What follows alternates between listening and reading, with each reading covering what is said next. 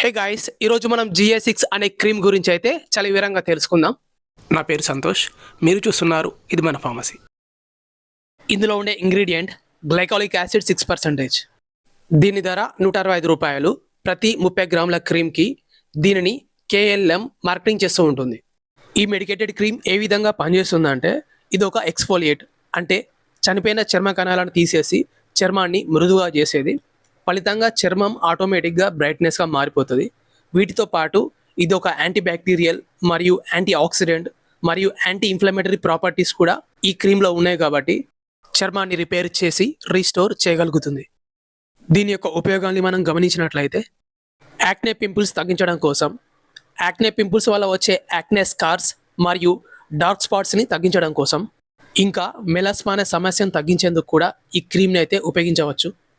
ఇంకా వీటితో పాటు మన చర్మం కలర్తో పోల్చుకుంటే ఇంకా డార్క్గా ఉండే dark neck, dark knuckles, dark elbows కలర్స్ని చేంజ్ చేయడం కోసం, ఇంకా unclogged pores, anti ageing, dry skin ట్రీట్మెంట్లో స్కిన్ బ్రైటనింగ్ కోసం కూడా ఈ క్రీమ్ని అయితే ఉపయోగిస్తుంటారు.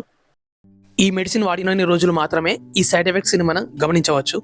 ఈ క్రీమ్ రాసిన చోట మంటమంటినట్టుగా ఉండడం మరియు ఎరుపుదనం ఉండడం, వీటితో పాటు చర్మం పొలుసులుగా కూడా రాలడం. ఈ క్రీమ్ని ఎవరెవరు ఉపయోగించకూడదంటే, ప్రెగ్నెంట్గా ఉన్న లేదా ఎగ్జిమా, సోరియాసిస్, ర్యాష్, ఇచ్చింగ్ లాంటి సమస్యలతో బాధపడుతున్నా దీనినైతే ఉపయోగించకూడదు.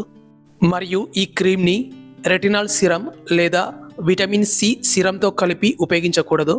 ఒకవేళ మీరు ఈ సిరమ్స్ని వాడాలనుకున్నట్లయితే ఈ క్రీమ్ రాసిన 1 డే ఆర్ 2 డేస్ తర్వాత వీటినైతే ఉపయోగించవచ్చు. ఇలా కాకుండా ఈ క్రీమ్ని, సిరమ్స్ని ఒకేసారి రాసుకుంటే స్కిన్ ఎలర్జీస్ వచ్చే ఛాన్సెస్ చాలా ఎక్కువ. ఈ క్రీమ్ని ఎప్పుడు అప్లై చేయాలంటే, ఈ క్రీమ్ని ఎక్కడైతే అప్లై చేయాలనుకుంటామో ఆ ప్రదేశాన్ని సోప్ లేదా క్లెన్సర్తో వాష్ చేయవలసి ఉంటుంది. తర్వాత టవల్తో పొడిగా తుడుచుకోవాల్సి ఉంటుంది. ఇప్పుడు ఈ క్రీమ్ని బఠానీ గింజంత పరిమాణంలో తీసుకొని సమస్య ఉన్న ప్రదేశంలో అప్లై చేయవలసి ఉంటుంది. ఈ క్రీమ్ అప్లై చేసిన ప్లేస్లో బర్నింగ్ సెన్సేషన్, అంటే మంట మండినట్టుగా ఉంటుంది కాబట్టి మీరు ఈ క్రీమ్తో పాటు మాయిశ్చరైజర్ని కూడా కలిపి రాసుకోవచ్చు, లేదా 1 అవర్ తర్వాత ఫేస్ వాష్ చేసుకొని మాయిశ్చరైజర్ని కూడా అప్లై చేసుకోవచ్చు. గుర్తుంచుకోవాల్సిన విషయం ఏంటంటే, ఈ క్రీమ్ని కేవలం నైట్ టైంలో మాత్రమే అప్లై చేసుకోవాలి. అందులోనూ మీరు నిద్రపోవడానికి 2 అవర్స్ ముందు మాత్రమే అప్లై చేయాలి. ఈ క్రీమ్ని నైట్ టైం అప్లై చేసాం కదా, మార్నింగ్ అయితే ఖచ్చితంగా సన్ స్క్రీన్ లోషన్ లేదా క్రీమ్ని అయితే అప్లై చేసుకోవాల్సి ఉంటుంది. ఈ క్రీమ్ని వారానికి ఎన్నిసార్లు అప్లై చేయవచ్చు అంటే, ఒకవేళ మీది ఆయిల్ స్కిన్ అయితే వారానికి దీనిని 3 సార్లు కూడా అప్లై చేసుకోవచ్చు. అంటే ఆల్టర్నేట్ డేలో అప్లై చేయాలన్నమాట. ఇంకా క్లియర్గా చెప్పాలంటే, ఒక రోజు అప్లై చేసి 2వ రోజు బ్రేక్ ఇచ్చి 3వ రోజు మళ్ళీ అప్లై చేయడం, ఈ విధంగా 3 సార్లు అప్లై చేయాలన్నమాట. ఒకవేళ మీది డ్రై స్కిన్ అయితే వారానికి 2 సార్లు, అంటే 3 రోజులకు ఒకసారి ఈ క్రీమ్ని అప్లై చేయాలన్నమాట. డ్రై స్కిన్ ఉన్నవాళ్ళు మర్చిపోకుండా గ్లైకోసిక్స్ క్రీమ్తో పాటు మాయిశ్చరైజర్ని కూడా కలిపి అప్లై చేసుకోవాల్సి ఉంటుంది. ఆయిల్ స్కిన్ ఉన్నవాళ్ళు గ్లైకోలిక్ యాసిడ్ ఉపయోగించేటప్పుడు మాయిశ్చరైజర్ ఉపయోగించకపోయినా పెద్దగా సమస్య ఉండదు. బట్ డ్రై స్కిన్ ఉన్నవాళ్ళు మాత్రం మాయిశ్చరైజర్ అయితే ఖచ్చితంగా గ్లైకోలిక్ యాసిడ్తో కలిపి కూడా ఉపయోగించవచ్చు. లేదా క్రీమ్ అప్లై చేసిన 1 అవర్ తర్వాత ఫేస్ వాష్ చేసుకొని మాయిశ్చరైజర్ని కూడా అప్లై చేసుకోవచ్చు.